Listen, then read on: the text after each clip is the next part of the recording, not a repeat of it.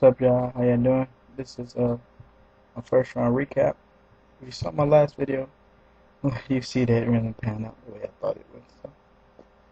So, well, that's how the draft goes. A lot of teams did trade up, and some teams traded down, so that's why it seems a lot different. But anyways, yeah. Number one pick, of course, Andrew Luck went to the Colts. Ready? He needs to. He needs to play right now.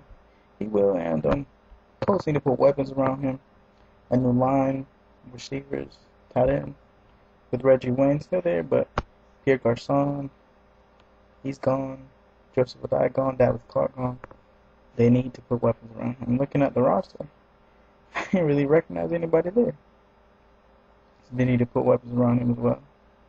But they have the most important piece in the puzzle, and he's there, Andrew Luck. At number two, RG3 went to the Redskins.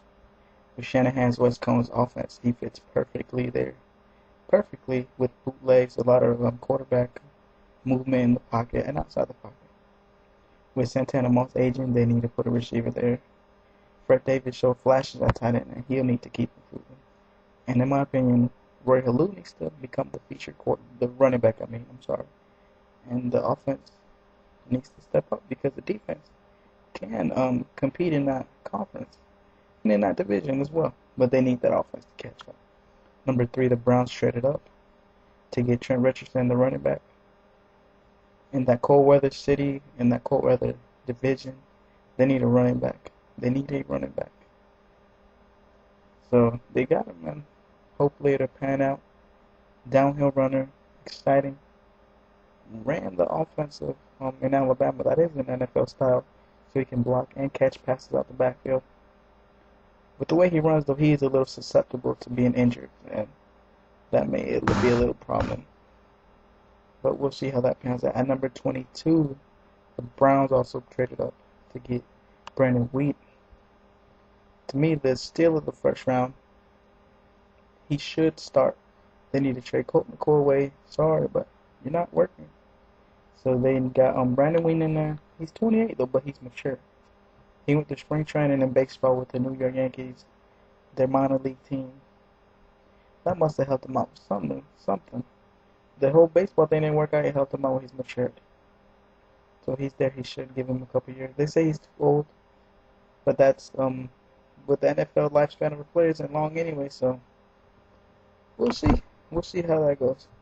Number four, Matt Khalil got to the Vikings. Great pick for the future of Christian Ponder and AP. And they need to go against those Detroit Lions defensive line, one of the best in the NFL. Julius Peppers and the Bears and Clay Matthews for the Packers. They were also able to acquire picks by moving down. They got their guy. Great trade. See what they do forward in the draft. They did pick up the safety from Notre Dame, Harrison Smith, one of the top 25 players in the draft. So great pick. Need of a cornerback.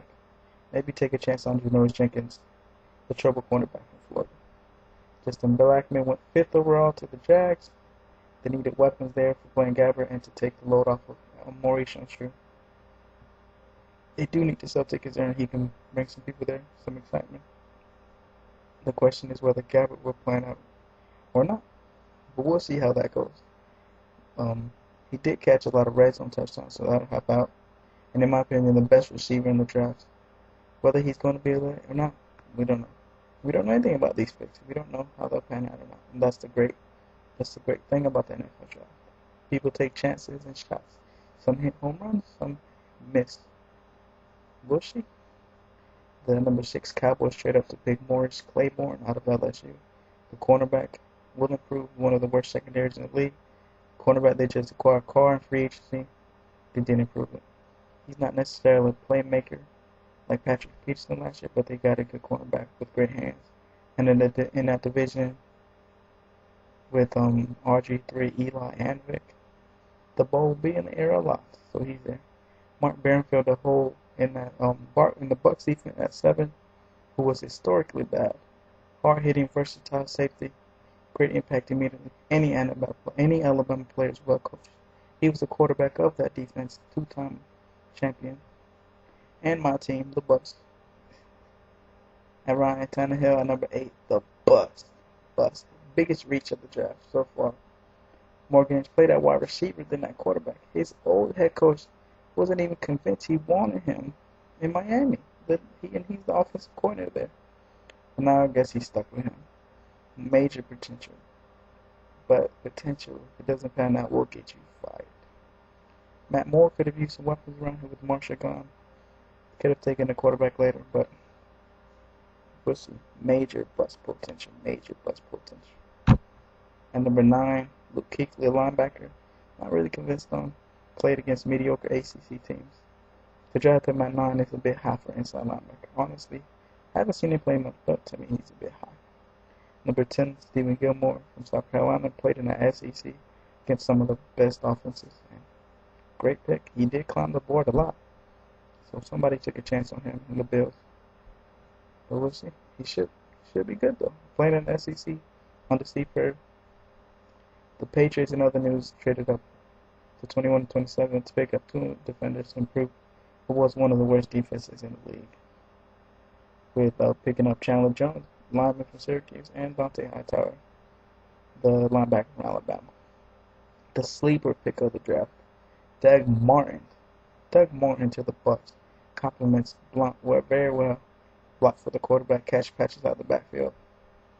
To me, the Steeler pick of the draft of the first round, along with Brandon Weeden. Also, the Seahawks reached way up 15 to pick up a pass rusher from West Virginia. Big reach for some people question his character. But we'll see. The greater the draft is, we don't know how good any of these picks should be. Time will tell. Well, thank you for the listen. The info is down below. Check my Twitter, Tumblr, Facebook. Thank you for the listen.